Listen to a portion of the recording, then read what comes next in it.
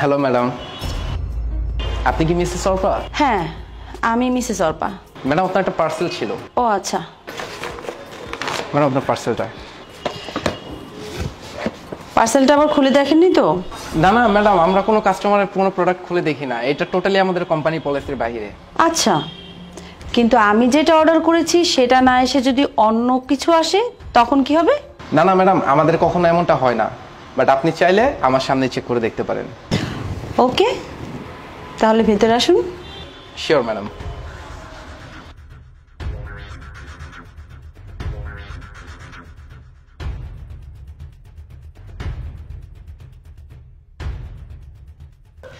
তো বলেন, কি খাবেন? ঠান্ডা নাকি গরম কিছু? না না ম্যাডাম, এসব কিছু লাগবে না। আচ্ছা, একটা কথা বলেন তো, সব কাস্টমারকে কি আপনারা ম্যাম ম্যাম বলে ডাকেন? এটা কি আপনাদের কোম্পানির কোনো রুলস নাকি? না ম্যাম, তা কেন হবে? আচ্ছা, তাহলে আমাকে অর্পা বলে ডাকেন। ওকে মিসেস অর্পা, এক গ্লাস পানি হবে? অবশ্যই, কেন না। শুধু পানি? আপনি চাইলে তো অনেক কিছুই খেতে পারেন। ঠিক আছে, আপনি বসুন, আমি আপনার জন্য পানি নিয়ে আসছি। ওকে।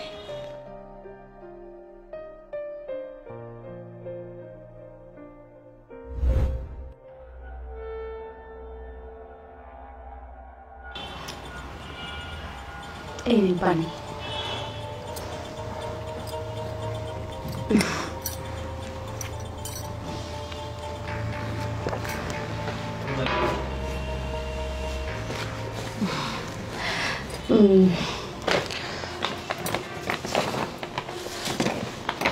আচ্ছা,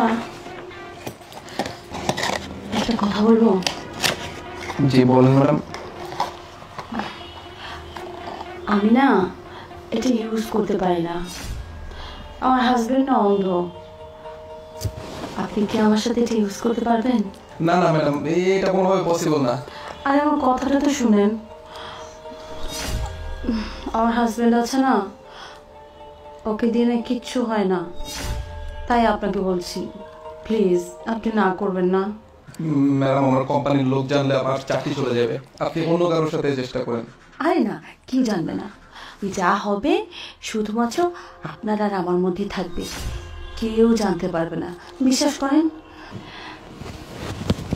ঠিক আছে ম্যাম, কিন্তু কেউ যেন জানতে না পারে।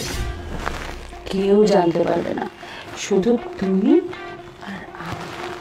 ওকে, তাহলে লেট করা ঠিক হবে না। চলো বেডরুমে যাই। আসো।